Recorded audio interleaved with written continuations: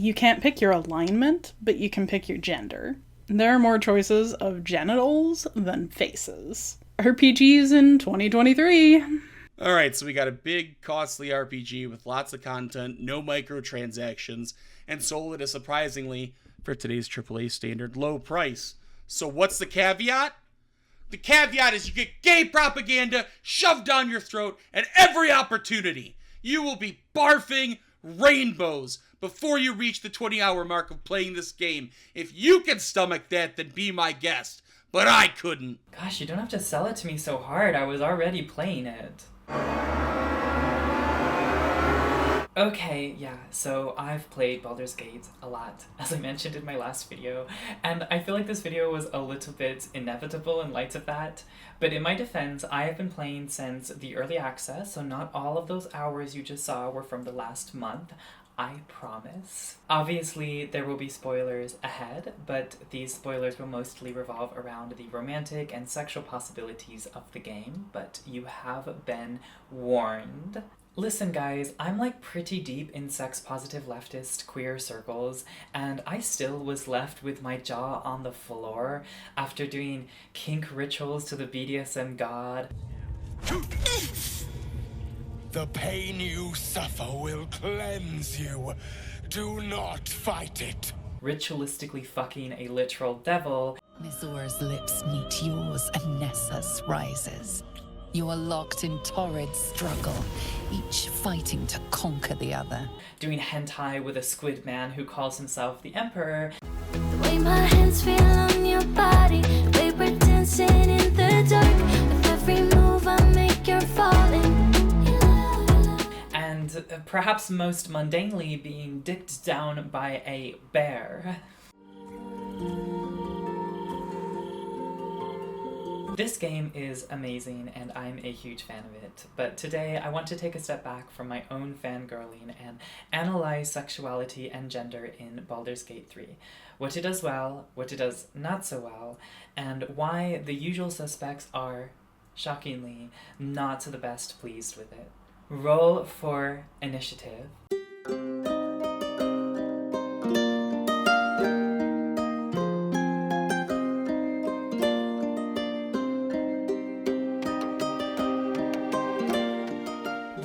I read out at the start of the video aren't just some random trolls on the internet. There's a lot of people unhappy with just how gay Baldur's Gate 3 is. But is it gay? Karlach is a character you'll meet early on in your Baldur's Gate adventure, and one of the first conversations she'll have with you is this. Oh gods, I want to ride you till you see stars. Karlach comes across to me as one of the most queer-coded characters I have seen in media. The only other character she'll flirt with other than you is Shadowheart, another female character, and I am aware that I'm coming into this with my own biases and assumptions about women who love women, but I just think everything about the way this character is written comes across as a sapphic girly. The thing is, though, she's not. Gay, that is. In fact, nobody really is. Baldur's Gate 3 companions are something called player sexual, which means that their sexuality will always conform to the gender of whomever the player is. And while I could interpret that as some kind of super intense bi and pan representation, the truth is a lot of your interactions with these characters can just come across very, well, straight. For a game that supposedly shoves rainbows down your throat all the time, it's really not all that gay, at least as far as the companions are concerned. Verily Bitchy, in one of their incredible video essays, discusses this phenomenon as the gay button, where queer content in games is included as an opt-in. If you're straight, you never know the game is queer at all because the entire game conforms to your sexuality, so you may not even see gayness. But if you're queer, the code will suddenly rewrite itself to make itself seem super inclusive. But sexuality and gender are never discussed, and any explicit queer representation is carefully concealed so as to not lose any potential players. I find player sexual games to be rather frustrating. In real life, people have real sexualities and gender identities, and maybe such things don't exist in the sexual utopia that is Baldur's Gate, but I think that causes characters to feel a little less deep than they otherwise could. You have characters like Gale and Will who constantly reference their heterosexuality, but then are suddenly queer if you're a man. And then characters like Astarion and Karlach who ooze queerness at every turn, but never once mention it. On the one hand, there's a certain progressiveness to the fact that queer identities are interwoven into the story uncontroversially. On the other hand, there's a degree of erasure. I do appreciate that these characters will flirt with you regardless of gender, if only because it forces straight men to constantly be hit on by the male characters of the game, and that's just so fucking funny. But it would be a bit more easy to laugh at if the characters in question were actually queer, as opposed to just carrying out a generic coded response to your character simply existing. Are there no straight characters in this game? They should seriously allow options to roleplay. Maybe let us select whether or not we're straight in the character creator. Have the party acknowledge you're not gay, so you don't have to perpetually put down and stave off every male hitting on you. It's so massively immersion breaking when everyone is hinting that they want to have sex with you. It's tarnished the character development of the party. When this guy says it's so massively immersion breaking when everyone is hinting that they want to have sex with you, I kind of agree, actually. Dragon Age, another very popular fantasy role-playing game, went a very different route with their companions. You have Dorian, a homosexual mage whose father used blood magic conversion therapy to try to make his only male heir straight. Now that's queer representation. It's real and unfortunately relatable for many of us, and above all else, just explicit. Dorian is gay, and of course, Dorian can only be romanced by other male characters. There's no opt-out button. His queerness is part of the story. Where I come from, anything between two men, it's about pleasure. It's accepted, but taken no further. You learn not to hope for more. You'd be foolish to. So let's be foolish. Hard habit to break. I'm good at breaking things. Hopefully not everything. Care to, inquisit me again? I'll be more specific in my directions this time. Show off.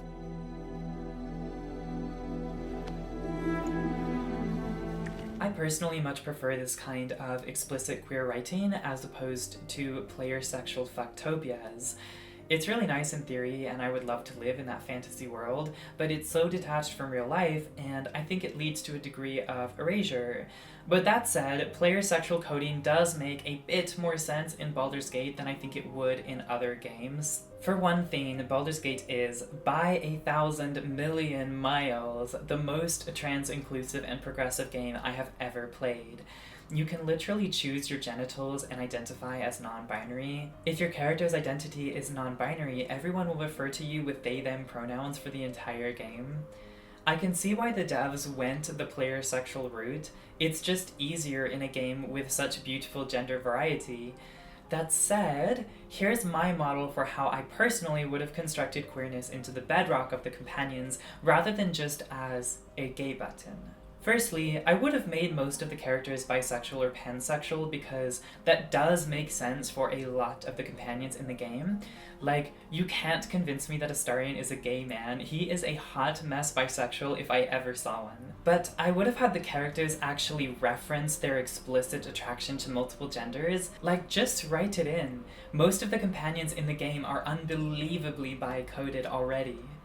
Karlach, however, just feels like she should only romance femmes, so maybe just exclude those whose characters chosen the male identity and include some dialogue lines where she talks about her attraction to women.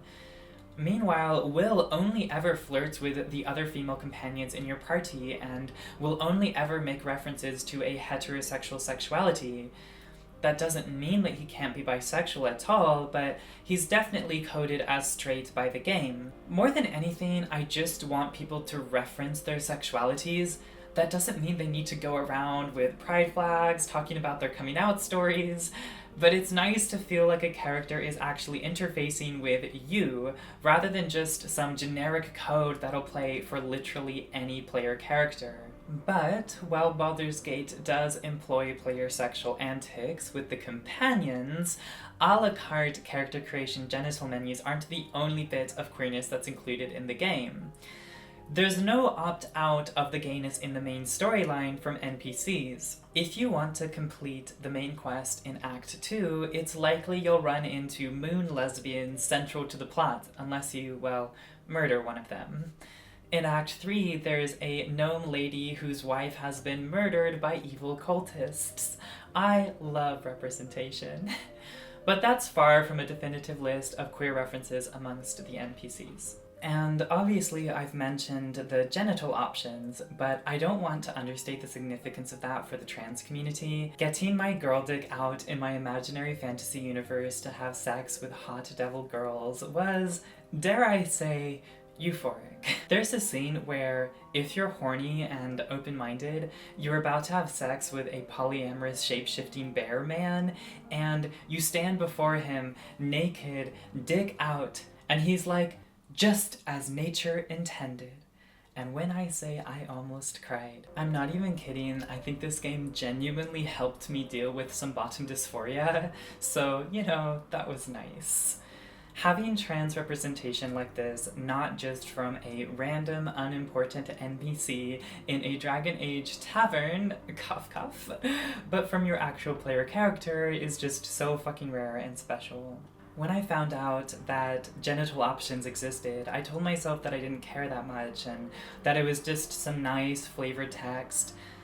But when it came to actually seeing these scenes where my character is fully naked and there's this beautiful woman who has a penis, those scenes ended up being so much more impactful on me than I could have imagined. As a trans girl who has a penis and a feminine body and who is also polyamorous, it really did feel representative of my experience. Like, mostly I walk through the world as a girl and the people I'm intimate with really aren't that weird about it, and that's exactly how the game interacts with transness. Transphobes may view the fantasy world of Baldurs Gate as just that, fantasy. But apart from my player sexual complaints, I actually found that the queer world Baldurs Gate creates is relatively indicative of the queer world I experience. The only fantasy here is that bigots don't have any representation in this game, unless you count, like, racism towards murderous frog people, in which case, yes, my character probably did fall guilty of some war crimes.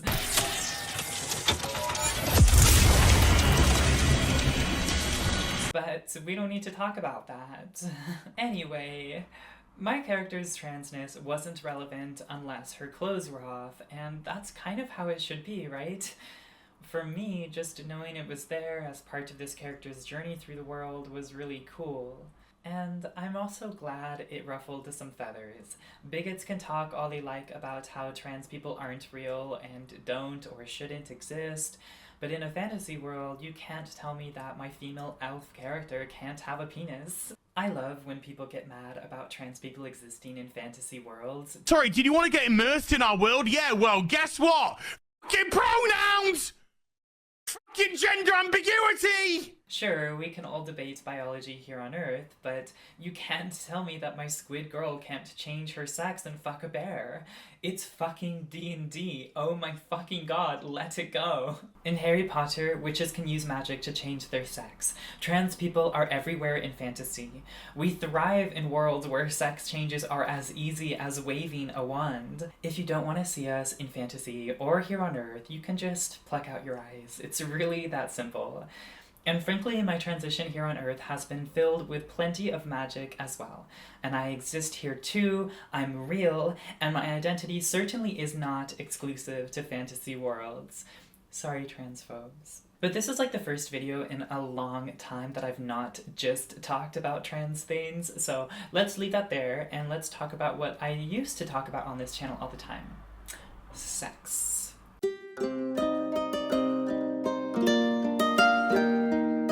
Alright. Alright, y'all, beyond queerness, this game is just generally horny as hell. I've already mentioned having sex with squid men and devils and bears, but that's just some of the flirtations and sexual experiences you can have. You can have space sex in Magic Land, you can have foursomes and fivesomes with drow twins in a brothel, you can have kinky experiences with the god of kink. I'm only really slightly exaggerating here. Baldurs Gate 3 makes the sexual progressiveness of the Dragon Age franchise look like a nunnery. It makes cupcake lyrics seem like ordinary soundtrack material. I love how sexually progressive this game is, but there have also been complaints that it's too sexual. That sexuality is practically enforced as part of the player experience, and it hasn't just made prudish conservatives uncomfortable. Not every player wants to be inundated with offers of sex just for doing something nice for a character. And Baldur's Gate does have that tendency. If you help Gale with his magic sickness, you're on the path to romance. If you're nice to Karlach and help her with her engine, it's highly likely she'll try to fuck you as a thank you. And it doesn't really send the best message or create the best player experience that sex is the ultimate currency. But then again, others have said that the sexual content is entirely optional, and it takes up only about an hour of cutscenes out of 170 hours of content, no more than a brief sex scene in a film would. And in a film, unless you leave the room, you have to see it, whereas in Baldur's Gate, you can avoid sexual content entirely. Well, unless that is you walk in on an ogre and a bugbear getting it on in the barn in the goblin camp. Yeah, that did happen.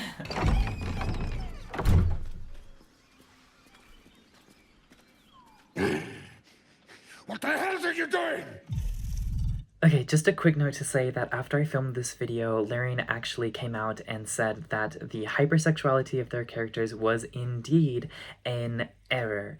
The media is referring to this as a bug. I think it would be more accurate to refer to this as a design flaw or like a technical error, but indeed, the hypersexuality of the characters was supposedly caused by thresholds for the adoration of your characters just being way too low.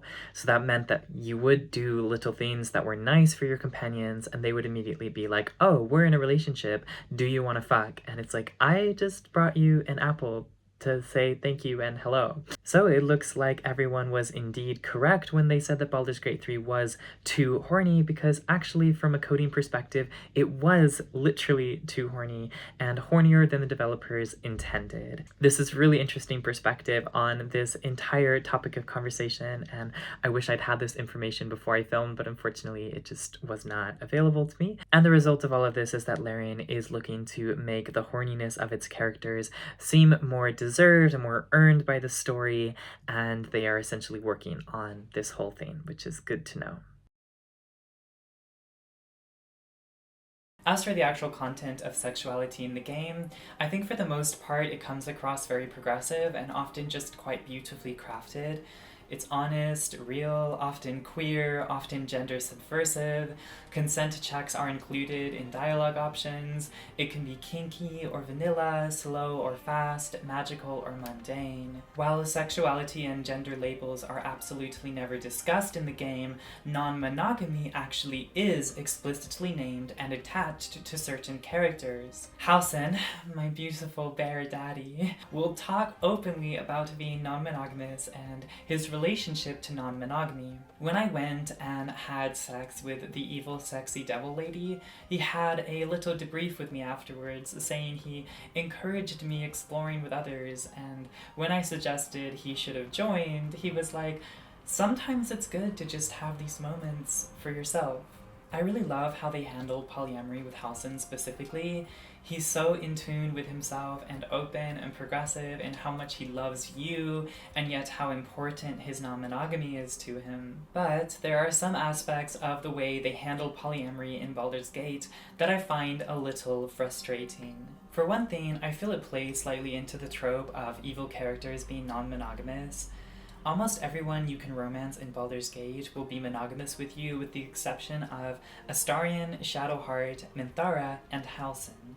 Even Lae'zel, who comes from a literally non-monogamous race and society, will eventually want to settle down with you after Act 1. That leaves your long-term polyamorous options for Shadowheart and Astarion, the two characters in the game most likely to be evil or at least morally grey.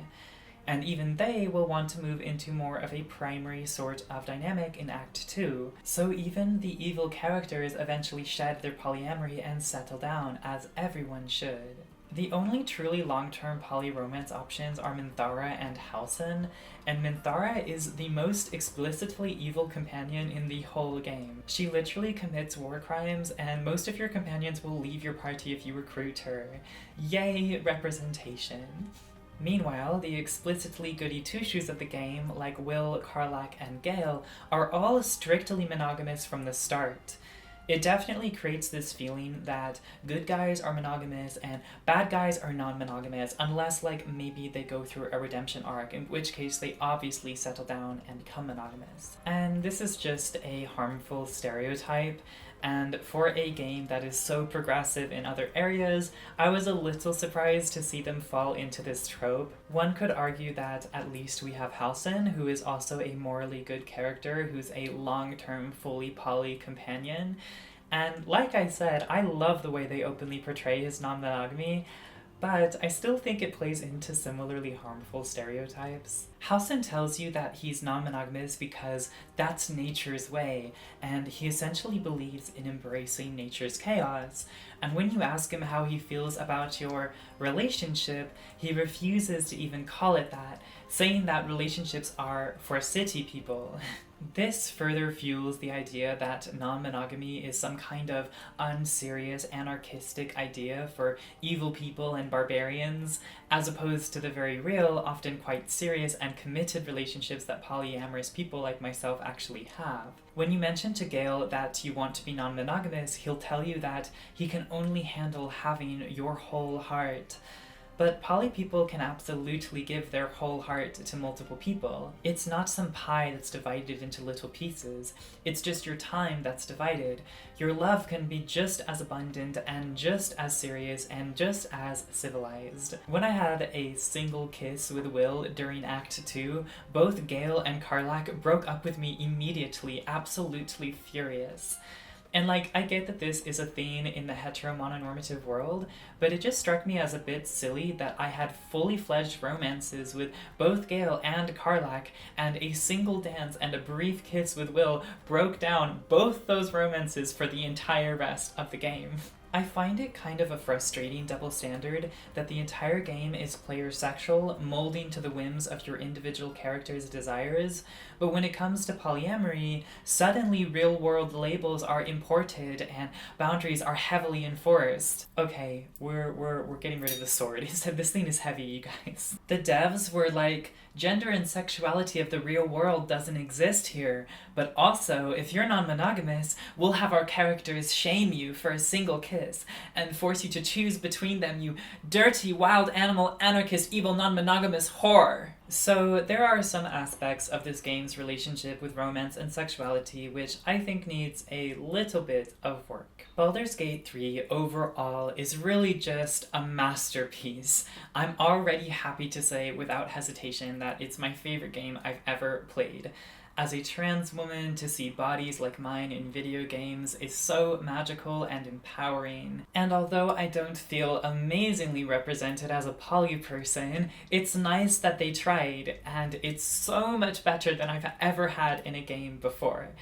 But I'm a video essayist, which means that I have to be obnoxious and find things to critique, even though in general I adore this game and what they've done, and I'm really just honestly so incredibly grateful for the representation that they did provide, and I want to give them so much credit for that. And they're learning. Already in their first patch, which launched recently, they introduced more platonic options for your dialogues with Gale, so you can engage with him without being forced to either be absolutely horrible to him or be dying to fuck him. And that's nice to see. Thank you guys so much for watching, and a huge shout out to my patrons for making this video possible. If you want to support my videos, that would be great, but absolutely no pressure. Did I succeed on the persuasion check? Is my charisma score high enough? Alright, I will bid you all adieu. Don't let the tadpoles get you. I don't know. Okay, goodbye.